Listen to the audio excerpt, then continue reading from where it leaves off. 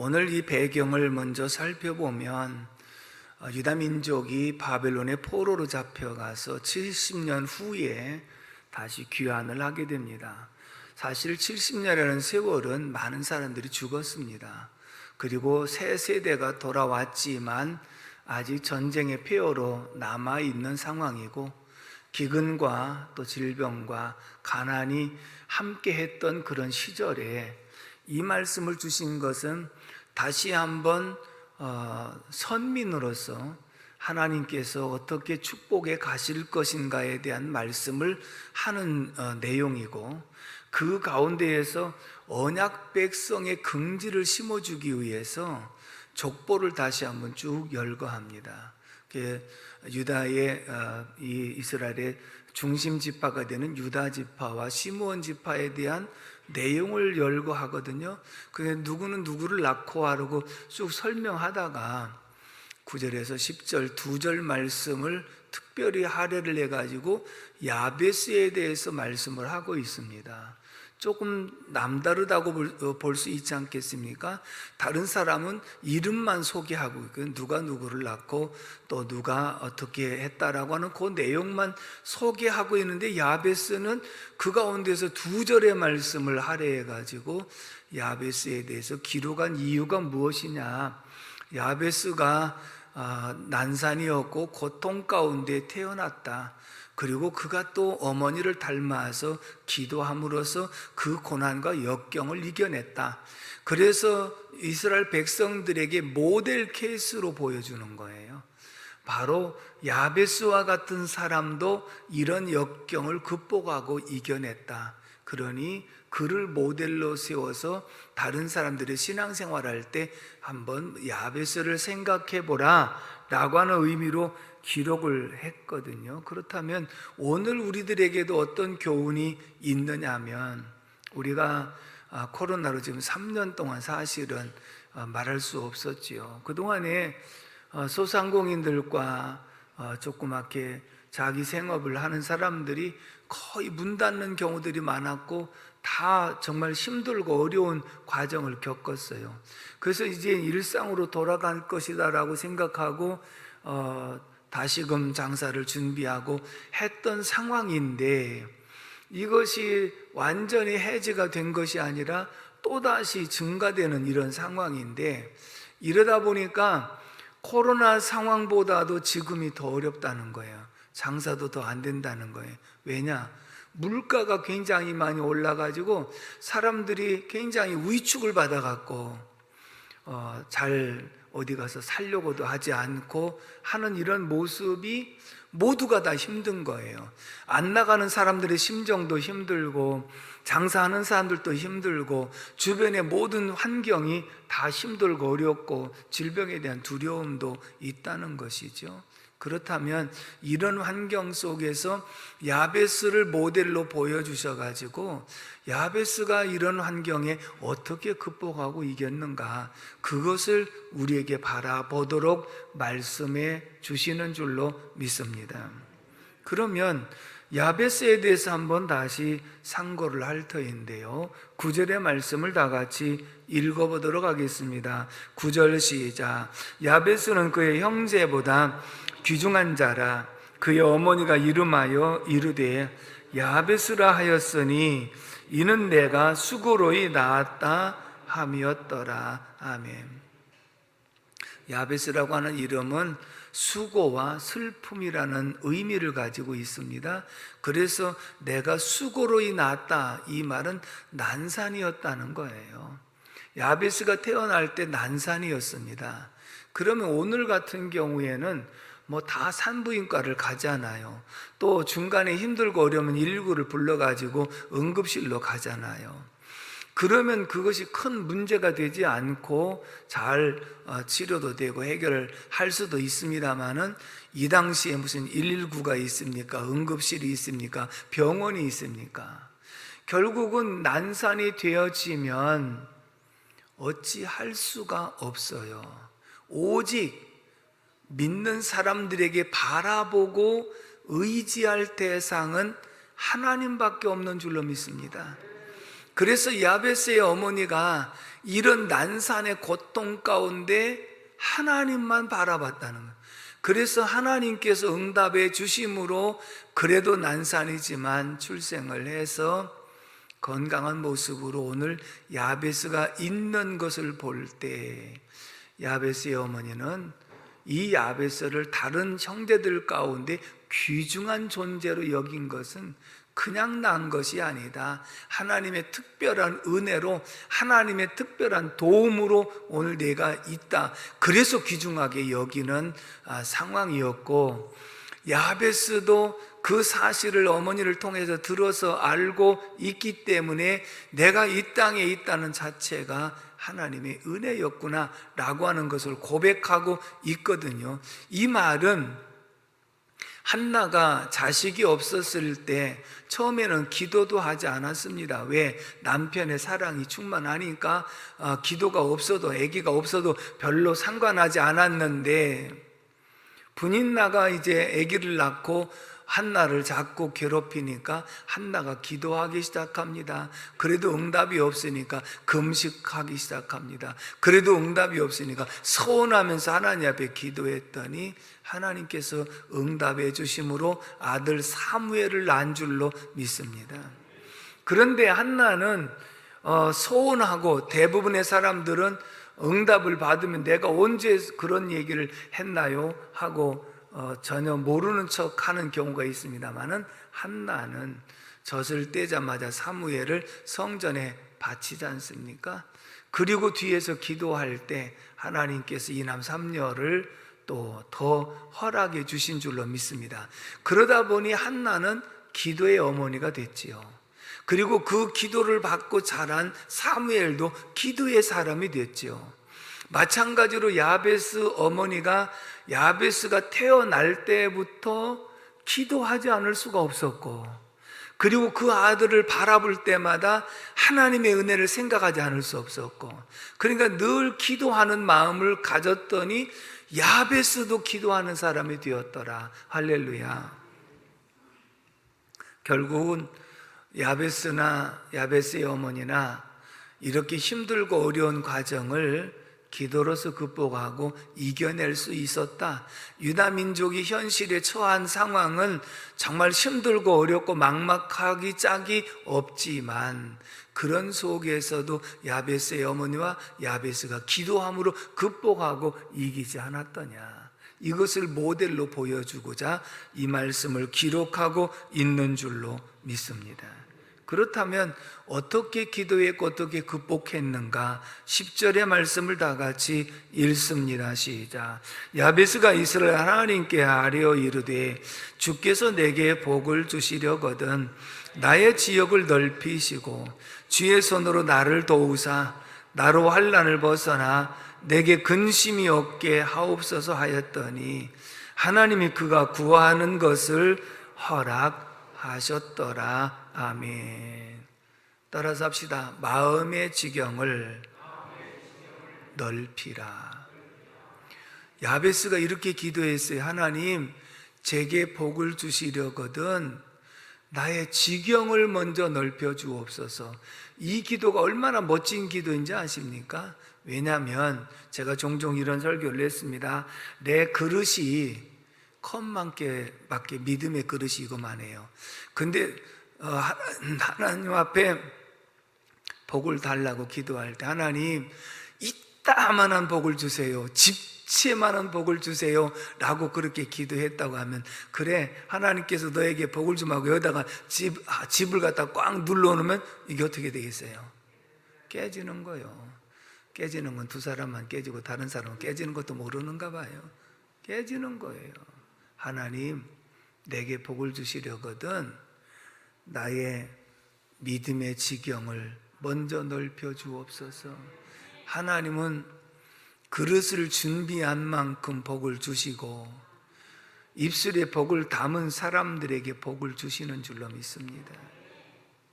무조건 복만 달라고 하는 것이 능사가 아니고, 하나님 내 믿음의 그릇, 내 마음의 그릇을 넓혀 주시옵소서. 그래서 그 속에 하나님 부어 주시옵소서. 이것이 올바른 기도라고 하는 것을 보여준 거예요.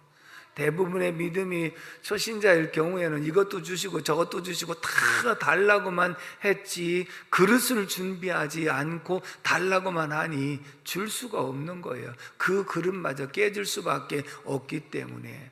그런데 야베스는 기도하기를 하나님 내게 복을 주시려거든 지경을 넓혀 주시옵소서 그렇게 고백을 하잖아요.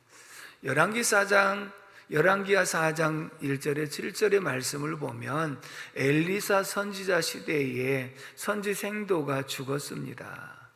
그런데 그 아내가 선지자를 찾아와서 내게 두 아들이 있는데 남편이 죽었습니다. 이 두 아들마저 빚진 사람이 와서 종으로 데려가려고 합니다. 그러니 남편 잃어버린 것도 정말 말할 수 없는 고통인데 두 아들마저 빼앗긴다면 나는 살 길이 없습니다. 그러면 너희 집에 뭐가 있느냐? 우리 집에 기름병에 기름 한 병밖에 없습니다. 그러냐? 그러면 아이들하고 마을에 가서 그릇을 빌리되 조금 빌리지 말고 많이 빌려라. 그래서 그 말씀대로 와서 그릇을 있는 대로 빌려 가지고 그리고 방 안에 들어가서 기름병에 기름을 빌려온 그릇에다가 부어라. 그랬더니 기름병에 기름을 부으니까 또 기름이 생기고 또 부으니까 기름이 생기고 아멘 할 때까지 기름 쏟으니까 또 기름이 생기고 또 한 병 쏟으니까 기름병에 기름이 채워지고 그래서 그릇을 돌려놓고 옆에다 놓고 그러면서 빌려온 그릇에 기름을 부었더니 다 채워졌습니다. 아이들한테 그릇이 더 없느냐? 없나이다. 그랬더니 기름이 딱 그쳐버렸어요. 뭘 의미합니까? 그릇을 빌리되 조금 빌리지 말고 많이 빌려라. 자기들의 믿음의 분량대로 빌린 거예요. 만약에 이것을 미리 아는 믿음이었다고 한다면 공장에 가서라도 그릇을 사다가라도 그릇을 채워놓고 마당까지 쌓아놓고 그러지 않았겠습니까? 그런데 빌리면서 생각할 때 과연 이렇게 그릇을 빌려갖고 이게 지금 맞는 일을 하는 건지 모르겠다는 생각을 할 수도 있지 않겠습니까? 일단은 그 선지 생도의 아내의 믿음, 아이들의 믿음, 이것을 합해가지고 그릇을 빌려온 만큼만 하나님은 부어주신 줄로 믿습니다. 그래서 야베스가 기도한 거예요. 하나님 내게 복을 주시려거든 내 지경을 먼저 넓혀 주시옵소서. 이 말을 우리에게 적용하면 하나님 제 믿음의 그릇을 넓혀 주옵소서, 제 마음의 그릇을 넓혀 주시옵소서. 왜 마음을 넓혀야 되느냐? 마음을 크게 두 가지로 나눌 수가 있는데 하나는 좁은 마음이고요, 하나는 넓은 마음입니다. 여러분들은 이 말씀을 들으시면서 내가 좁은 마음을 소유한 사람인지 넓은 마음을 소유한 사람인지, 만약 내게 좁은 마음을 소유하고 있다면 하나님의 복을 담을 그릇이 없어요. 그러나 넓은 마음을 소유하고 있다면 하나님의 복을 얼마든지 담을 수 있는 그릇이 되는 줄로 믿습니다. 그렇다면 좁은 마음은 어떤 마음인가? 따라서 합시다. 시기와 질투가 있는 마음이다. 시기와 질투가 있는 마음 속에는요, 하나님의 복이 임할 수가 없습니다. 다시 말하면 복을 담을 수가 없습니다. 말씀드려 볼까요? 최초의 창세기 4장에 가인과 아벨이 하나님 앞에 제사를 드렸습니다. 지금으로 예배를 드렸습니다. 그런데 아벨과 그의 예물은 하나님이 받으셨고 가인과 그의 제물은 하나님이 받지 않으셨습니다. 가만히 생각하니까 가인이 내가 형인데 내 제사는 하나님 안 받으시고 아벨 동생의 제사만 받으셨다는 생각이 드니까 시기와 질투가 생기고 화가 난 거예요. 아무도 없을 때 밭에서 아벨 동생을 쳐서 죽입니다. 시기와 질투의 마음이 살인까지 하게 되었다는 것이지요. 그 이후에 가인은 유리 방황하는 자가 되었습니다. 무엇이요? 시기와 질투하는 좁은 마음이 하나님의 복을 담을 만한 그릇이 안 되었기 때문에 하나님 앞에 쓰임받지 못한 사람으로 전락된 모습을 우리는 성경을 통해서 증명해 주고 있고요.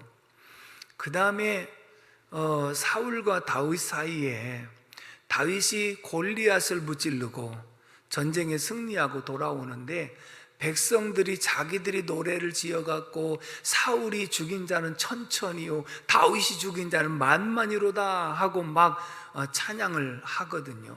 사울이 가만히 들으니까 자기가 사울이 죽인 자는 천천밖에 안 되고 다윗이 죽인 자는 만만이라, 그러면 다윗이 왕이란 말이냐? 왕이 나를 높이지 않고 저렇게 어린아이를 높여서 되겠느냐 하면서 시기와 질투가 생겼거든요. 그랬더니 악신이 따라 들어와 갖고 다윗을 죽이려고 계속 군사를 이끌고 7년 동안이나 쫓아다녔습니다. 그렇지만 다윗은 사울을 죽일 수 있는 기회가 있었음에도 불구하고 넉넉한 마음으로 피해 다니면서 고통을 겪었습니다. 근데 결과는 뭐였을까요? 하나님이 사울을 회유하시고 그리고 다윗을 왕으로 세워주신 줄로 믿습니다. 시기와 질투의 마음은 하나님의 복을 담을 만한 그릇이 아니라는 거예요. 아멘이십니까? 그렇기 때문에 우리 마음속에 시기와 질투가 있다고 한다면 나는 아직도 좁은 마음을 소유한 사람이다. 예수님이 십자가에 못 박혀 죽으신 것은 대제사장들과 당시의 장로들과 바리새인과 서기관들이 주축이 돼가지고 예수를 십자가에 못 박으소서 하고 외칠 때 군중 심리에 의해서 많은 사람들이 같이 외침으로 십자가에 못 박혀 돌아가실 수밖에 없었습니다. 그런데 그 발단은 무엇이었느냐면 유대교인들이 예수의 복음을 듣고 유대교에서 개종해서 주님을 따라가는 사람들이 점점점 많아지는 거예요. 이러다가 우리 밑에 있는 사람들이 다 저쪽으로 가겠다, 시기와 질투의 마음이 생겨서 메시아가 아니기 때문에 죽이려고 하는 마음도 있었지만 시기와 질투의 마음이 작동하니 거짓말까지 해서 거짓 증인을 세워서 예수를 십자가에 못 박는 우를 범한 모습을 보게 됩니다. 결국은 유대 민족이 말할 수 없는 고통을 겪었던 것도 이렇게 시기와 질투의 마음을 버리지 못해 하나님께서 자기 땅에 오셨음에도 불구하고 알아보지 못하고 배척하여 그 은혜를 차버리는 그런 결과가 있습니다. 이런 말이 있더라고요. 여러분들이 슬픈 일을 만났을 때 주변에서 위로하는 사람도 분명히 있습니다. 위로하는 사람이 10명이라고 하면 내가 잘 되었을 때 시기와 질투하는 사람은 1000명이로다 그랬거든요. 내가 슬픔을 만났을 때 와서 위로하는 것 얼마든지 할 수 있어요. 우는 자들과 함께 울고 또 기뻐하는 자들과 함께 기뻐하라고 하는 그 말씀과 같이 제가 말씀드렸죠. 우는 거 함께 울 수 있습니다. 기뻐하는 자의 집에 가서 함께 기뻐하는 거 결단고 쉽지 않습니다. 내가 잘 되고 계속해서 올라가는 입장이 되어지면 내 주변의 사람들이 나를 시기하고 질투하는 사람이 훨씬 더 많다는 것을 보여줬거든요. 그렇다면 남의 얘기가 아니라 오늘 우리들이 남의 잘 되는 것을 정말 축복하고 박수 쳐주고 격려해주는 모습이었나요?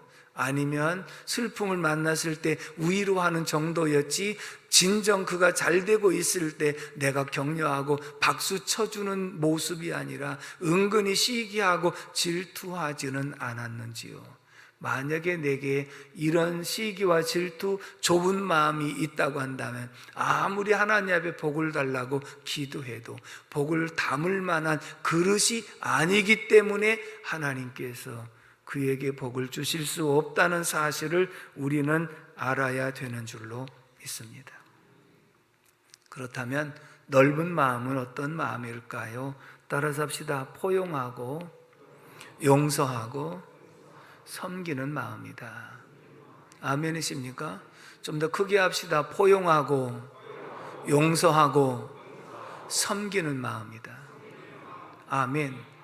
넓은 마음은요, 시기와 질투하는 마음이 아니라 포용하고 용서하고 섬기는 이런 마음이 넓은 마음이고, 넓은 마음을 소유하면 하나님께서 그 넓은 그릇에 복을 부어 주시는 하나님이신 줄로 믿습니다.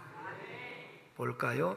창세기 13장 9절에 아브람과 롯의 관계가 있습니다. 9절 말씀을 다 같이 읽어봅니다. 시작. 내 앞에 온 땅이 있지 아니하냐. 나를 떠나가라. 내가 좋아하면 나는 우아하고 내가 우아하면 나는 좋아하리라. 롯의 이 종들과 아브람의 종들이 서로 좋은 목초지 때문에 싸우고 다투기 시작하니까 아브람이 롯을 불러갖고 우리가 서로 싸우게 하지 말고 이제는 갈라설 때가 된 것 같다. 그러니 내가 만약 좌하면 내가 오른쪽을 내가 오른쪽을 선택하면 내가 좌측을 선택할 것이라고 양보하지요. 양보하고 희생하는 모습을 보지 않습니까? 그때는 하나님께서 창세기 13장 14절에서 15절 말씀을 다 같이 한번 읽어보도록 하겠습니다. 시작. 롯이 아브람을 떠난 후에 여호와께서 아브람에게 이르시되 너는 눈을 들어 너 있는 곳에서 북쪽과 남쪽 서쪽을 바라보라. 보이는 땅을 내가 너와 내 자손에게 주리니 영원히 이르리라. 아멘. 롯이 좋은 땅을 찾아서 갔지만 하나님께서 너 있는 곳에서 동서남북을 바라보라. 내가 바라보는 땅을 너와 내 자손에게 주리라.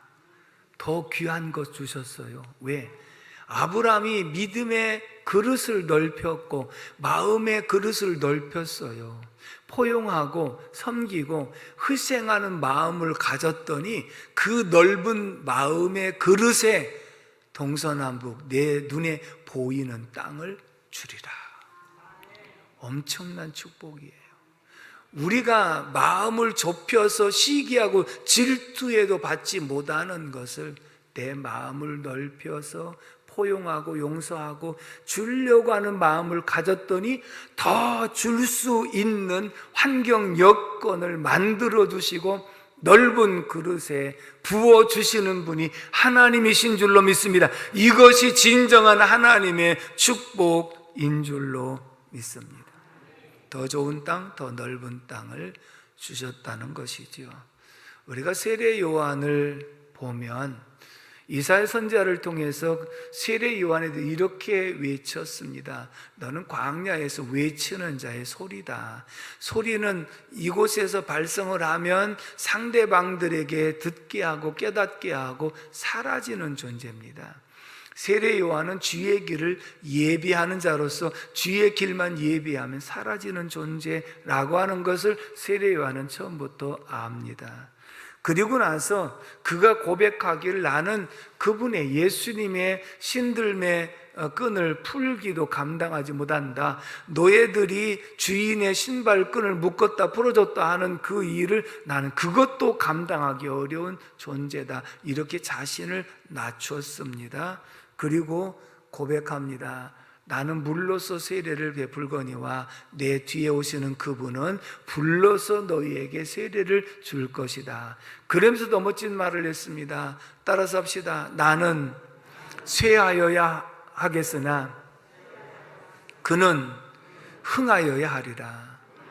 나는 이제 점점 사라지는 존재가 되지만 예수님은 점점점 흥하는 분이시라고 하는 사실을 고백한 줄로 믿습니다. 무엇을 말씀하고 있느냐면 세례 요한은 항상 마음의 그릇을 넓혀서 아무리 자기가 인기가 있다 한다 할지라도 주님을 높여드리는 삶을 살았고 자기를 낮추는 삶을 살았더니 예수님께서 뭐라고 말씀하시죠? 여자가 낳은 자 중에 세례 요한보다 더 큰 이가 없느니라. 가장 높여주신 줄로 믿습니다. 오늘 저와 여러분들의 마음의 이 그릇을 넓히면 하나님이 그 안에 부어주시고 은혜와 복을 채워주시는 분이 바로 하나님이신 줄로 믿습니다. 그러므로 오늘 저와 여러분들은 마음의 그릇을 넓히는 삶이 되기를 주님의 이름으로 축복합니다. 그럼 우리의 마음의 그릇을 어떻게 넓힐 수 있을까요? 따라서 합시다. 하나님의 감동받은 대로 행하는 것이다. 철야기도 시간에 사무엘상 11장에 하나님께서 사울을 기름 부어 왕으로 세우려고 계획을 했는데도 불량배들이 반대해서 수용을 받지 못했습니다. 그런데 어느 날 이 암몬 사람이 쳐들어왔다는 소식을 듣자마자 성령에 크게 감동이 되었다. 그래서 즉시 행하고 그 말을 듣는 백성들이 즉시 감동받아서 33만이 모여갖고 하나님의 역사하심으로 암몬 자손들을 다 물리친 줄로 믿습니다. 중요한 것은 뭐냐? 바로 사울이 성령에 크게 감동될 때 아멘하고 즉시 순종하면 그것이 한 단계의 믿음이 정립되고 믿음은 성경을 많이 아는 게 믿음이 아니고 아는 말씀을 행하여 내 것으로 삼는 것이 믿음으로 쌓여지는 것인 줄로 믿습니다. 그러므로 오늘 저와 여러분들은 성령의 감동을 받은 대로 아멘하고 실천해서 믿음을 하나씩 쌓아 나아가면 그게 내 믿음의 분량을 키우는 것이고 마음의 넓은 그런 문을 준비하는 것인 줄로 믿습니다. 마지막에 두 번째 10절을 다시 한번 읽겠습니다. 시작. 야베스가 이스라엘 하나님께 아뢰어 이르되 주께서 내게 복을 주시려거든 나의 지역을 넓히시고 주의 손으로 나를 도우사 나로 환난을 벗어나 내게 근심이 없게 하옵소서 하였더니 하나님이 그가 구하는 것을 허락하셨더라. 아멘. 따라서 합시다. 기도의 지경을 넓히라. 아멘이시죠? 지금 현재 이게 환난이 굉장히 많은 상황인데요, 이 문제를 해결해 달라고 기도한 것이 아니고요, 주의 손으로 나를 도와주셔서 환난을 벗어나게 하옵소서. 이 환난을 치워달라는 것이 아니라 내게 믿음을 주사 이 환난을 이겨나갈 수 있도록 도와주시옵소서. 우리가 기도를 도깨비 방맹이처럼 생각해서 내가 기도하면 금 나와라 뚝딱해서 해치우고 은 나와라 뚝딱해서 해치는 것이 기도의 응답이 아니라, 기도의 지경을 넓히라고 하는 것은 야베스는 기도의 응답 주시는 하나님이 어떤 분인가를 알았어요. 생사와 복의 주관자라는 것을 알았어요. 그리고 기도하면 응답 주시는 분, 구한 것을 주시되 넓혀주시는 주님이시라는 것을 알았고 환난을 바꿔서 축복으로 바꿔주시는 분이심을 안 줄로 믿습니다. 그래서 기도하되 당장 눈앞에 있는 문제를 해결하려고 하기보다는 하나님 이 문제를 이길 수 있는 넉넉한 믿음을 주옵소서. 이 환난을 벗어날 수 있는 마음을 주시옵소서. 그래서 기도의 폭이 넓어지고 기도가 깊어지기 때문에 그 간구한 것을 하나님께서 허락하셨더라 라고 말씀한 줄로 믿습니다. 초신자가 처음에 기도할 때 자기를 위해서 기도하고 식구들을 위해서 기도하면 아무리 길게 한 주라도 3분도 안 됩니다. 간단하잖아요. 하나님 우리 부모님 예수 믿게 하시고 잘 되게 하시고 또 누구도 잘 되게 하시고, 그럼 3분이면 끝나요. 그러니까 기도가 깊어질 수가 없거든요. 근데 말씀 들으니까 교회를 위해서 기도하고 나라를 위해서 기도하고 선교를 위해서 기도하고 성도들을 위해서 기도하고, 그렇게 기도하다 보니까 기도가 30분이 되고 1시간이 되고 점점 길어지고 깊어지니까 내 믿음도 기도의 분량도 넓어지면서 하나님 하나님의 응답은 더하는 줄로 믿습니다. 우리가 그 나라와 그 일을 구하고 내가 내 것을 위해서 기도할 때 응답보다는 더 그 나라와 그 일을 구하는 기도 속에 더하여 주시는 응답이 있기 때문인 줄로 믿습니다. 그래서 유다 민족에게 야베스를 소개하는 것은, 얘들아, 너희가 마음을 좀 넓히고, 그리고 기도하더라도 기도를 좀 더 넓혀서, 하나님이 분명히 너희에게 복 주기를 원하시는 분이고 너희의 환난을 벗어나게 하기를 원하시는데, 너희의 믿음의 분량과 기도의 분량이 커져야 되지 않겠느냐. 그것이 모델로 제시된 야베스인 줄로 믿습니다. 만약에 내가 기도를 1시간 한 사람이라면 이제 1시간 30분으로 늘려보고, 내가 새벽기도를 한 번도 안 해보신 분이라고 한다면 이 주중에 새벽기도 하루라도 한번 해보는 것이고, 새벽기도 2, 3일 하신 분이라면 3, 4일로 한번 늘려보시고, 철야를 한 번도 안 나와보신 분이라면 철야를 한번 나와보시고, 뭔가 한 가지씩이라도 늘려봐서 그 속에 기도의 맛을 체험하고 기도의 응답을 경험하면 이게 점점 내 믿음의 분량을 키워가는 결과인 줄로 믿습니다. 야베스는 고난과 역경을 마음의 그릇을 넓히고 기도의 지경을 넓힘으로 이겨낸 모델이 되어진 줄로 믿습니다. 오늘도 그 모델을 우리가 바라보면서 하나님 앞에 늘 응답받는 생활이 될 수 있기를 주님의 이름으로 축복합니다. 기도합니다. 고마우신 아버지 하나님, 은혜와 사랑을 진심으로 감사를 드립니다. 우리의 마음의 그릇을 좀 넓히게 하여 주시옵시고, 기도가 더 깊어지게 도와 주시옵시며, 참으로 야베스를 모델로 제시해 주셨사오니 야베스에게 함께 하셨던 주님이 우리와도 함께 해주셔서 넓은 마음을 소유하게 하시고 기도의 지경을 넓힐 수 있도록 은총을 베풀어 주옵소서. 가지고 나온 기도의 제목들 하나님 기억해 주시고, 우리의 믿음의 분량이 커질 때 응답의 역사가 있게 하시고, 생활 속에 복을 원하지만 감당할 수 있는 그릇을 준비할 수 있도록 도와주시옵소서. 모두를 영육의 강건함 허락하여 주시고, 날마다 새 힘을 허락하여 주셔서 용기와 소망을 가지고 나아갈 수 있도록 도와주시옵소서. 예수님의 이름으로 축복하며 기도합니다. 아멘.